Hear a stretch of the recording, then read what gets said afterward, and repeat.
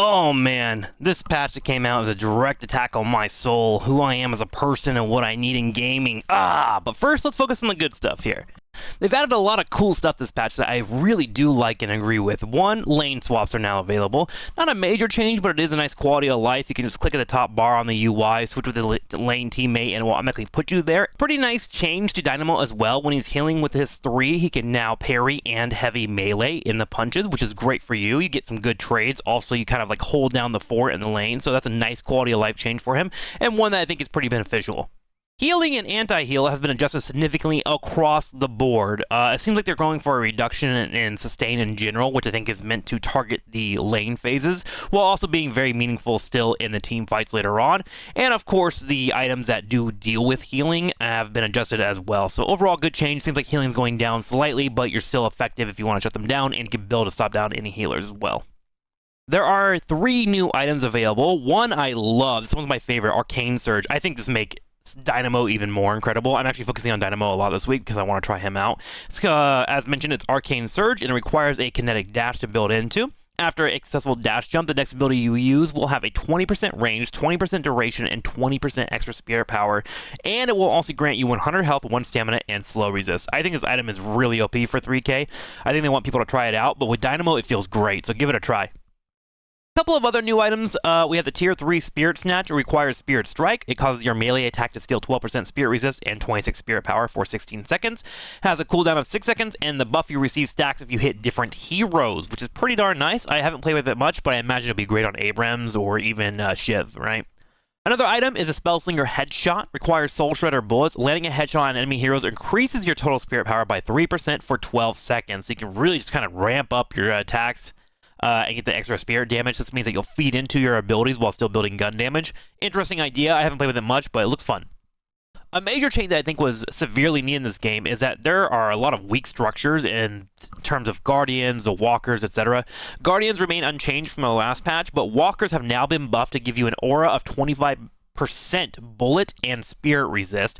Walkers also will get tankier if there are more enemies in lane, which I think is great. This is kind of stopping the death balling of taking out walkers in the early game, which gives you a better chance to play the macro on the map, so this is a good change in itself. Also, they changed the leggings to give you a little bit more room underneath to make it a little bit harder for your opponents to kind of just take you down. It used to be that it was like defenders had a hard time defending walkers because there was so much surface area to get around to where defenders could just shoot anything, right? So having that bottom caved out a little bit is nice. Now, let's talk about the rank changes. So they just made it to where last week they had a very positive change, if you ask me.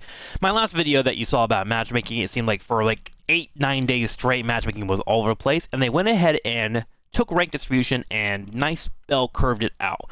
And it felt really, really good. In fact, if you want to look at these sheets here with me, as you all know, I have been spending my time trying to track all of my matches in ranked, and remember I had a 36% win rate. That has started to balance out. I'm now starting climbing up to a 52.4% win rate, which is pretty great. We had a substantial amount of games that felt like a 1. It started to curve out a little bit. My 3 started to become all right, which is good. Just a nice average game. I'm okay with that. 4, a little bit better than average, and 5 is the best gaming experience I've ever had in my life, right? So we're starting to nicely, curve out compared to having a lot of bad matches. In terms of our votes as well, starting to get to a point where I'm just carrying games 14. Bad team is 15, but the good teams are starting to even out as well. Good comms 13, no comms 5, matchmaking diff around 6, right? So we're starting to feel a little bit better about our ranked matches. My character play rate, I started mixing in some stuff as well. Remember that I was under 50% on all of these characters in my matches. After the matchmaking update, we started to climb back up once again. My Lady Geist is at a 57%. My Yamato over 50% as well when it was back at 38%. And then my Mirage, who I started mixing in, is a nice, handy 50%. Now, this is my lifeline stat, so everything balancing out. I want to see it all balance out over time, and right now it looks like the ranked matchmaking was doing just that. And before we had our rank change occur this week, we were also checking out what was happening between each patch. So this one you can see on our first patch, which was the 13th of 2024. Let's hit OK real quick. We were barely going for a 50% win rate. It was really, really rough for us. We had a lot of rank disparity. Team diff was 24% as well. We had some great communication here and there, but the team diffs were pretty darn massive. Now, if we go ahead and switch up the patch, here we go. You can see things are starting to look a little bit better. We are starting to earn some wins. as well. Our win rate was 70% for Lady Geist. Our Yamato was around 40, our Mirage was 50% before the matchmaking was taken down. I think this was over a course of like 2 or 3 games, if I remember correctly. 2 or 3 days. We started having a lot better feelings on our comms. Rank disparity was starting to reduce as well. So not too shabby. We went from a 48% win rate on one patch over to a 58% win rate. Now, again, this could all be subjective. This could be I'm playing better one week, I'm not playing better the other week, things like that, right?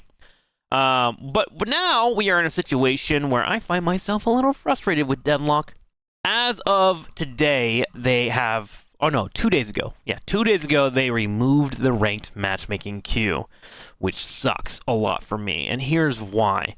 I think that ranked is a mindset, right? You are going into a playlist where you're deciding, hey, I'm going to put out my best foot forward, and you can expect that of your teammates as well. Obviously, that's not the case in every single scenario, but that's the idea and dream for me when it comes to a ranked playlist. They have removed that now, and to be fair, it's early access, they might be trying out new things, and they have now elected to take that medal system that they built for ranked and apply it to everybody in the game and only give you one playlist. So now, standard players, players that are wanting to screw around, players that want to play ranked are all forced into one playlist. Now, again, this might be being done for research purposes. They want to get more players in one continuous play session. They may want to test their matchmaker and see how good it is at making fair games. And this is information for them to all get, right? So, whatever, it is what it is. I find it very frustrating. I love to have that separate rank queue. I love to have a queue that's considered a quick match or a standard where I can just screw around, try out my characters I'm not good at, things like that. Now, with that being said, there are making it a little bit easier for you to check out your characters that you might not be so good at by giving you individual ranks. So hang on, let's go ahead and take a look at this real quick. Alright, so as you can see here, ranked is completely missing. It's not even an option anymore. You just have play Deadlock, but if you go to your profile in the top right corner and you click it and you go to skill rating, you can see that there is a ranking for you. Currently, the game thinks that I'm around Archon 3, and whenever you hit a new medal, whether it be up or down, it will automatically update for you. They did mention that once a month. That's their hope, is they're going to go ahead and look to try to balance this out, see if there's any cheaters in your games or enters, things like that, and you might have some adjustments every month that will move you up and down a slot based on how your games go. So the idea is, like, you should be trying all the time if you care about your rank, things like that. Underneath it, you have your individual MMR. So this is saying that generally I'm an Archon 3 player, but these characters that have updudes next to them mean that they are higher than that Archon 3. The rest are below it, which would make sense. I don't really play these characters that much, or I'm working on them right now and learning them. So these are characters that I can work on to get their rank up and get my skill up with them and let the game artificially increase in MMR, things like that, right? So there is a approach that they're going with. But I don't know if this one is for me. I really struggle with playing with people that don't care about playing, right? I'm down to screw around, but ultimately underneath, my foundation for any game that I play is I want to win at some point, or I want to be doing things that take steps towards winning. So when I'm put into a match with someone that's drunk out of their mind and they're wanting to run it down and have fun, I personally don't find that fun for me, right?